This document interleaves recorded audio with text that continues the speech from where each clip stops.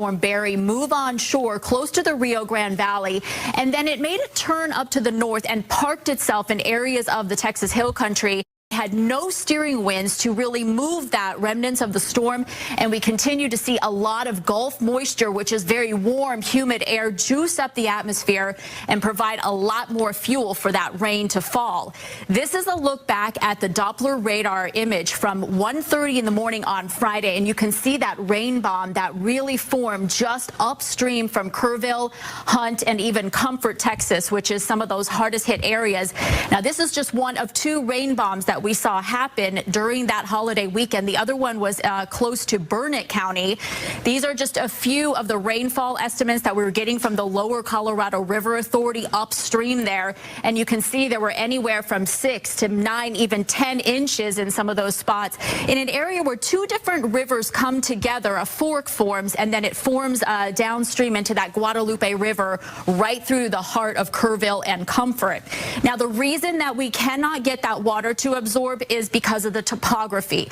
The Texas Hill Country is known as Flashfoot Alley because of the limestone that is underneath the surface. There's just nowhere for that water to go. Once it has a chance to absorb, it runs off very quickly, which is exactly what we saw happen over this past holiday weekend with those devastating consequences there in parts of the Hill Country.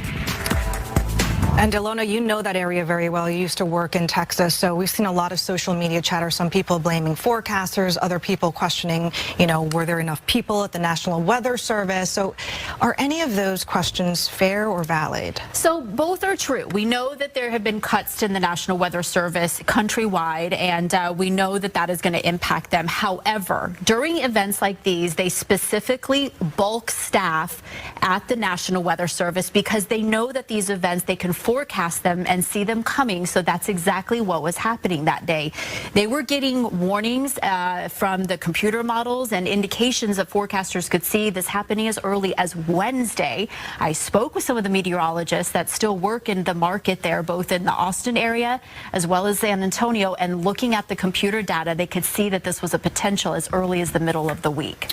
Was the timing coming through at the middle of the night, do you think that played a huge factor? Maybe even the people running the camp didn't get fair warning. And I know a lot of camps here, the kids don't have their tablets and their phones with them. They're not allowed to have them. Yeah, this is the heartbreaking part to me, is absolutely yes. You couldn't have asked for a worse time for this to happen in the middle of the night when a lot of people are sleeping. We don't know what the status was with the cell phones and if the kids are allowed to have them at the camp. And we might not ever know, as a lot of the directors, unfortunately, did perish with this storm as well in the flash flood.